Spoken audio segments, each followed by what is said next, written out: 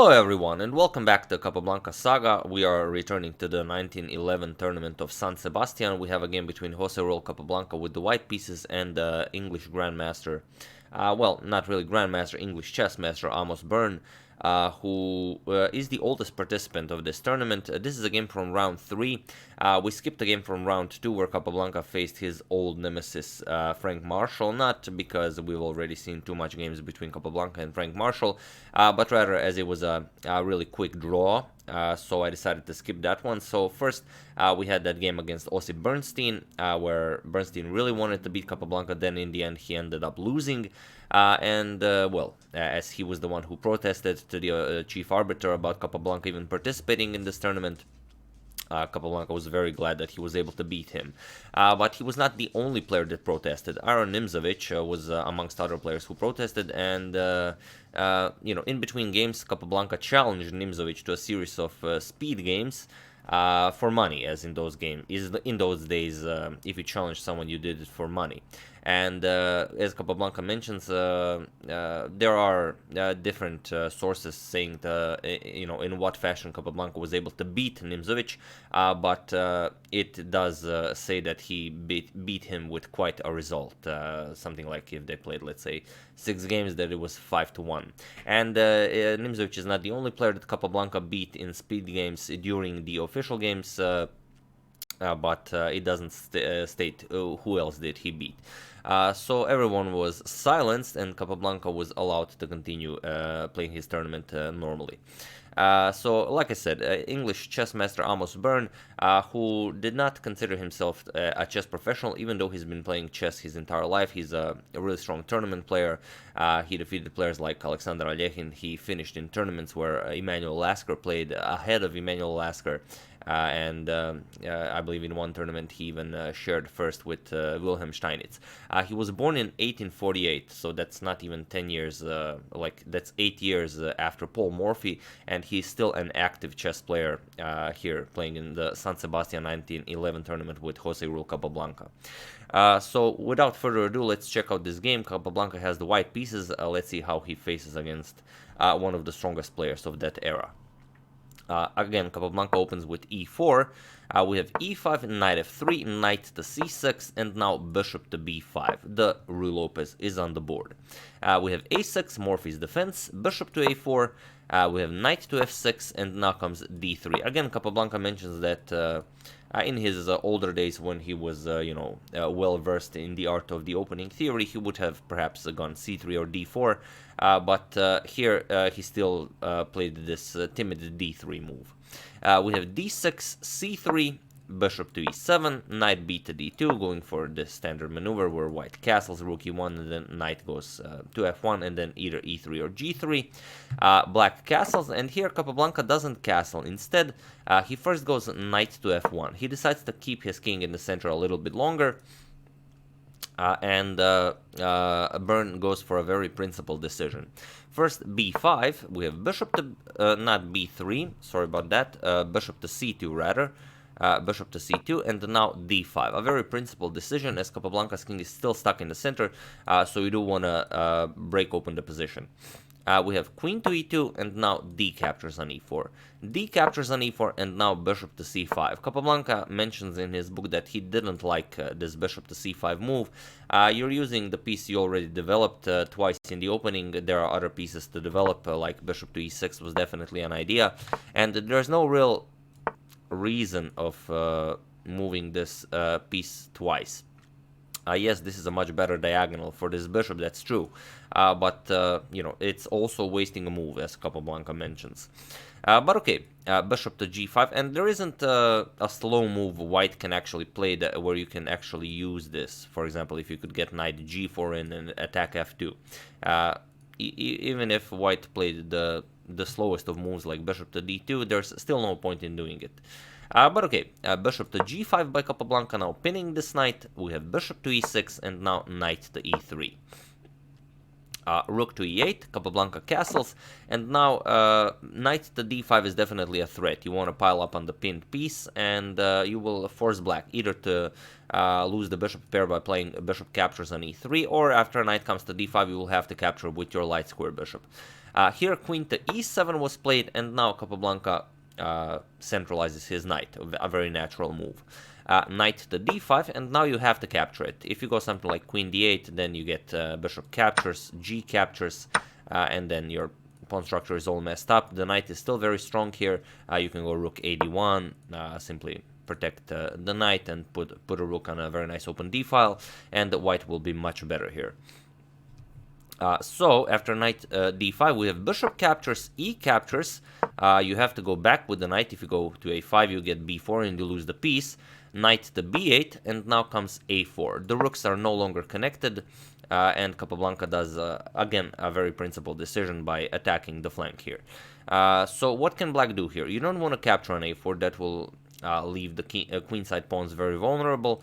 Another thing you could do is, let's say, knight bd7, connect rooks, but then again, simply captures, captures, captures, captures, and you lose the b5 pawn. And black could actually use this for some sort of initiative or activity in the center via e4, but still, there's no real compensation to it, and he decides not to go for it against Capablanca. As Capablanca is still a new player, so far the only thing people know is that he beat Marshall in a match. He beat Ossip Bernstein in round 1. He then drew a game against Marshall in round 2, and he beat a lot of strong players in speed chess in between classical games. So okay, after a4 we have b4, and it's very interesting how Capablanca makes use of this. He plays c captures on b4, bishop captures, and now Capablanca decides to willingly relinquish the bishop pair. Bishop captures on f6, and it comes with a very strong idea. If, for example, g captures on f6, seems like, okay, you're maybe messing up your pawn structure a bit, but you're strengthening the center. This would lose instantly. But yeah, feel free to pause the video here. It's a very nice idea. How does white win here? I'll give you a couple of seconds as usual. For those of you who were able to do it, congratulations. You are an excellent tactician. And for those of you who are, you know, just interested in enjoying the show, the idea is d6. Simply making room for your queen to come to e4 and attack the rook that is undefended, since the knight was forced to go on b8 where the rooks are not connected. After you do something about it, as the queen is also under attack, c captures, you get queen e4, attacking the h7 pawn, attacking the bishop on b4, and also attacking the rook on a8. This is just wonderful, and I might also use this as a thumbnail since it's so wonderful. And you have to lose the rook. If you protect the rook, then it's checkmate. Queen h7, king f8, queen to h8 will be checkmate. So after this bishop f6, queen captures on f6 was played, but now again a very strong queen to e4, attacking the bishop undefended, still threatening h7, and well, you cannot give up your bishop. You have to allow queen captures on h7, so at least you go here. And okay, queen captures on h7, grabbing a pawn, king to f8, and now knight to h4. Capablanca is basically forcing Amos to force Capablanca into a queen trade. If you just continue your game, let's say knight d7, you continue developing, you get queen h8 check, king here, and now knight f5 check. After the king moves, you will grab the pawn on g7, and now black will be down 2 pawns, and you don't want to be down 2 pawns against Capablanca.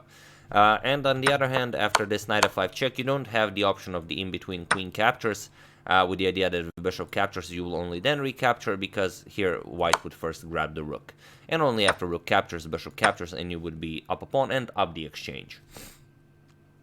So after this knight h4, queen to h6 was played, and here Capablanca happily trades into an endgame. Now, a queen captures, we have pawn captures, and now knight to f5, going after the pawn, h5, but you will not be able to protect this pawn. Bishop to d1 attacks the pawn, and now you will lose the h-pawn as well. Knight to d7, bishop captures on h5, and now knight to f6, forcing the bishop back. You can't really protect the pawn with the bishop to f3 as e4 is coming, so Capablanca immediately goes to e2, and now comes knight captures on d5. Capablanca is now up only 1 pawn, but it's a passed h-pawn, and we all know that passed pawns are the fastest of pawns. So rook f to d1, attacking the knight, knight f4 attacking the bishop, and now bishop to c4. We have rook e to d8. Now comes h4, it's a passed pawn, so Capablanca decides to push it. a5, not making the a-pawn a target, so now the a8 rook can move. g3, forcing the knight back, knight e6, and now bishop captures. Pawn captures, and now Capablanca is still up only 1 pawn, but he managed to double black's e-pawns, and now he has 2 connected pass pawns, and that's even better. And now it's only a matter of technique, and if Capablanca has something, that's definitely endgame technique. Knight to e3, we have rook d to b8, and now comes knight to c4, protecting the pawn, also pressuring the bishop here. King to e7, now comes rook a to c1, and now rook to a7. We have rook to e1 by Capablanca, and now king to f6, giving further protection to the e5 pawn, but now rook to e4, increasing the activity and preparing to push the pawns on the king's side. We have rook to b4, pinning the knight as the rook on e4 is unguarded, but now g4. No dangers here. We have rook to a6, and now comes rook to c3, preparing rook to f3 check, bishop to c5, and now rook to f3 check. King to g7, and now comes b3. And if you look at this position, you see what beautiful masterpiece Capablanca has created. This rook can't go anywhere. This rook has to stay on the a file, protecting the a5 pawn. This rook is very nicely protecting the base of the pawn chain. There's no way to further increase the attack on this pawn, as it's on a light square, as well as the a4 pawn is on a light square, where Burn has a dark square bishop. So there really isn't anything Burn can do but wait, for the inevitable. Bishop d4, deciding to defend the e5 pawn, but not really, as if Capablanca wanted, he could win it, but this wall basically works in Capablanca's favor. He goes king g2, brings the king into the game, as it is the endgame. We have rook to a8, and now g5. Burn simply repeats moves. You can't leave the a file, as the a5 pawn would fall, so rook back to a6, and now comes h5. We have rook captures on c4. Here, Burn decides to give up the exchange, as well, he doesn't really have any other moves to do. So he decides to go for rook captures on c4, we have b captures on c4, and now comes rook to c6, attacking the c4 pawn. But after g6, Amos Burn decided to resign the game. And after the first 3 rounds, Capablanca is 2 wins and 1 draw against Frank Marshall. That's the game. I do hope you enjoyed it. Round 3 of the 1911 San Sebastian tournament. Why did he resign? After rook captures or whatever black plays, simply rook to f7 check, king has to move, king g8, then h6 is coming. Again, black can do some threats here, but not really, as that's also protected by the rook on f7, h7 check is coming, king h8, or let's say here you have to go to h8, rook f8, king here, now the queen comes into the game, and after king captures, then comes rook to g4 checkmate. One such line that is possible here. After g6, Amos Burn resigned the game, and a beautiful victory for Jose Raul Capablanca, who is doing excellently in this tournament, especially since he really wants to prove himself. It's his first big international tournament, and since everyone doesn't think that he should even participate, he really wants to do as great as possible. That's the game. I do hope you enjoyed it and that you are enjoying the Capablanca saga so far. I would like to thank David Sachs, Paul Staples, Adam Scruggs, Anton Sorokov, and Srdjan Djordjevic for your contribution to my channel. Thank you a lot. I really appreciate it. As usual, you can check 2 of my previous videos here. Thank you all for watching, and I will see you soon, hopefully with some more interesting content. Sorry about if my voice is a bit weird. I think I'm coming down with something, but it's inevitable. It's that time of the year.